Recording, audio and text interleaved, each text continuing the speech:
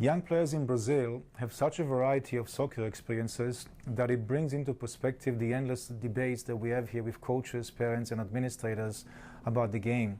For example, we have such a hard time convincing parent coaches that there is no need for throw-ins at U6 and U8. Parents think that if we don't teach throw-ins, that somehow is going to hurt their players' development. But in Brazil, young kids play futsal and there are no throw-ins in futsal. They just kick it in. And it doesn't seem to hurt the development.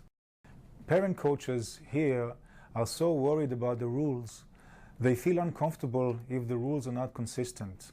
They think it's going to confuse their child.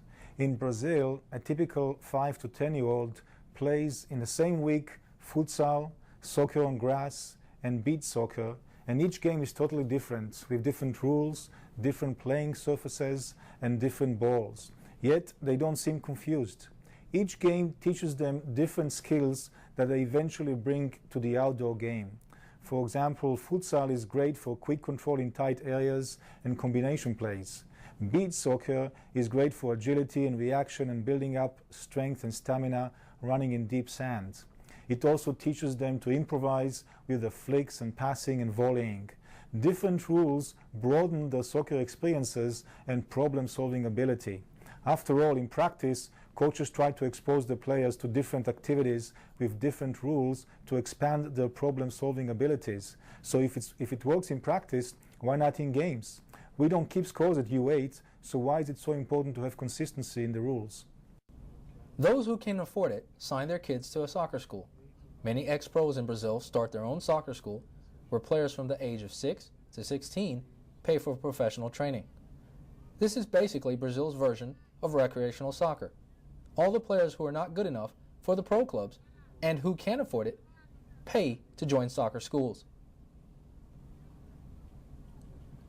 The Zico Academy, owned by one of Brazil's greatest ever players, is one of the biggest and best organized soccer schools in Rio. The aim of the school is to teach players soccer skills. The academy has 600 players from the ages 6 to 16. Players pay $50 per month for 12 months and get 3 sessions per week. The soccer schools don't play in a league. But once a month, the Zico Academy organizes an in-house tournament, and occasionally they will arrange for an exhibition game against the other schools. This, in a nutshell, is the structure of youth soccer in Brazil. The youth teams of the first division clubs are the equivalent of our Classic 1 soccer. Their second division youth teams are like our Classic 2 soccer. Their third division is like our Classic 3 soccer. And their soccer schools are like our recreational programs.